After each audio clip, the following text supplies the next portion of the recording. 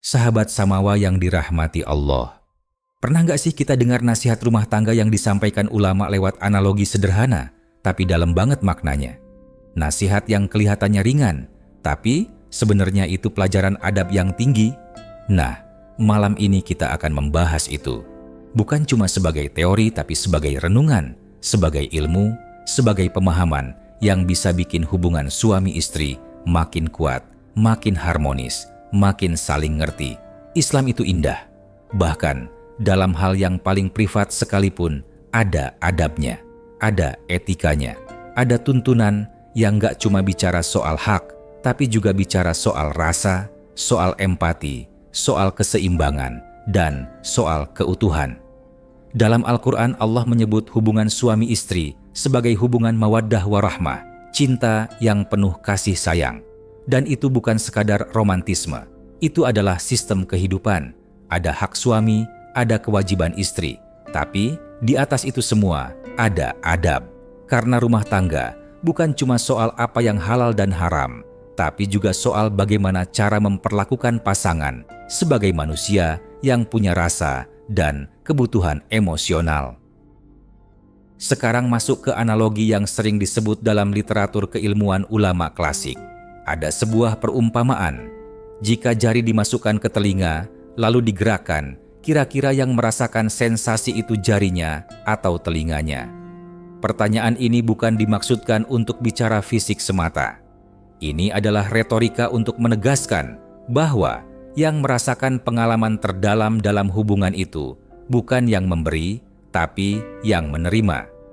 Sebagaimana telinga yang merasakan sentuhan, begitu pula seorang istri yang merasakan pengalaman dalam hubungan rumah tangga. Artinya apa? Artinya, seorang suami dianjurkan untuk memahami ritme, respons, dan kenyamanan pasangannya. Bukan terburu-buru, bukan setengah jalan, bukan berhenti di tengah emosi yang sedang bangkit. Karena dari sisi fitrah, perempuan memiliki kepekaan rasa yang berbeda. Bukan kelemahan yang hina, tapi kelemahan yang dimuliakan oleh adab suami. Disinilah Islam meletakkan etika keharmonisan. Saat suami memahami, istri akan tenang. Saat suami tuntas, istri merasa dihargai. Saat suami paham ritme, istri merasa aman secara emosional. Analoginya pun bisa kita perluas begini. Bayangin kamu lagi haus banget, minum udah di depan mulut, tapi tiba-tiba gelasnya ditarik lagi. Kira-kira gimana rasanya? Kesel? Ngeluh? Kecewa? Nah, itu bukan soal airnya. Itu soal rasa yang belum tuntas. Begitu juga dalam hubungan rumah tangga.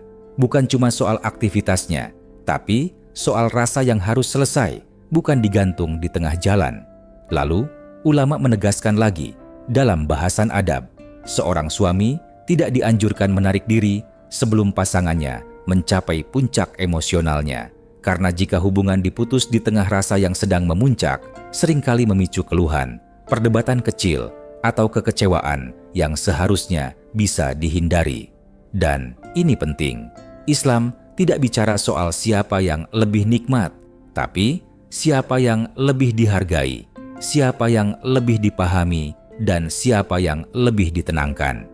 Karena nikmat terbesar dalam pernikahan bukan sekadar sensasi, tapi ketenangan setelah saling memberi dan saling menyelesaikan. Kemudian Allah juga membedakan dua istilah ketika menyebut laki-laki. Az-zakar menunjuk pada jenis kelamin laki-laki secara biologis, ar-rijal menunjuk pada laki-laki sejati yang matang, jantan, bertanggung jawab, perkasa dalam emosi, kuat dalam adab, bukan cuma fisik. Jadi jelas ya, menjadi laki-laki biologis itu belum cukup. Islam menuntut kita untuk jadi ar-rijal, lelaki sejati, yang bukan cuma punya hak, tapi juga punya adab dalam menjalankan hak itu. Yang bukan cuma kuat secara raga, tapi juga kuat dalam kontrol emosi dan pengertian terhadap pasangan. Karena lelaki sejati bukan yang menang dalam ego, tapi yang menang dalam menuntaskan rasa, menyelesaikan keluhan, dan memahami fitrah perempuan dengan adab. Dan disinilah letak strong yang sebenarnya. Bukan cuma tahan lama, bukan cuma perkasa, tapi sabar, ritmis, tenang, dan empatik. Nah sahabat, sekarang kita masuk ke sisi psikologinya. Dalam hubungan suami istri itu ada 3 lapisan, yaitu fisik, emosional, dan spiritual. Kalau 3 lapisan ini ketemu, barulah hubungan itu jadi ibadah yang nikmatnya bukan cuma dirasa, tapi juga diberkahi. Ulama sering menasihati murid-muridnya, ilmu pernikahan itu bukan untuk dibicarakan vulgar di publik, tapi untuk dibicarakan indah di ruang privat sebagai adab suami, bukan sebagai bahan pamer.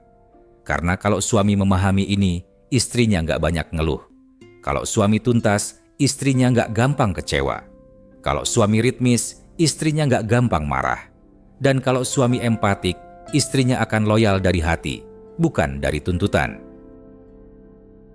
Lalu, kita masuk ke pesan ibrah yang sering disebut ulama lewat cerita.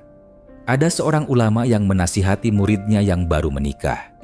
Jangan perlakukan istrimu seperti medan perang yang harus kau menangkan, tapi perlakukan ia seperti taman yang harus kau selesaikan airnya. Muridnya bingung. Ulamanya senyum dan berkata, kalau kau menang, tapi ia kalah rasa, rumahmu ribut. Kalau kau tuntas dan ia tuntas rasa, rumahmu teduh. Masya Allah, kalimatnya singkat, tapi maknanya luas banget. Dan dari sini kita paham bahwa harmoni bukan soal siapa yang punya hak, tapi siapa yang paham adab saat hak itu dijalankan. Kemudian, nasihat untuk suami. Jangan tergesa-gesa dalam ritme hubungan, pahami respons pasangan.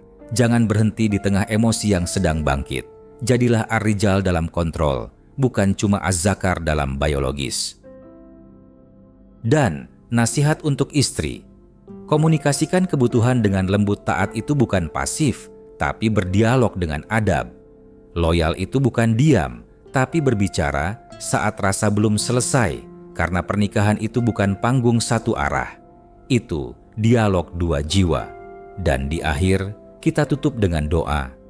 Alhamdulillah, semoga ilmu ini menjadi renungan bagi kita semua. Semoga Allah menjadikan rumah kita bukan hanya halal, tapi juga harmonis. Bukan hanya sah, tapi juga tuntas rasa. Bukan hanya nikah, tapi juga samawa. Wallahu a'lam bisyawab. Assalamualaikum warahmatullahi wabarakatuh.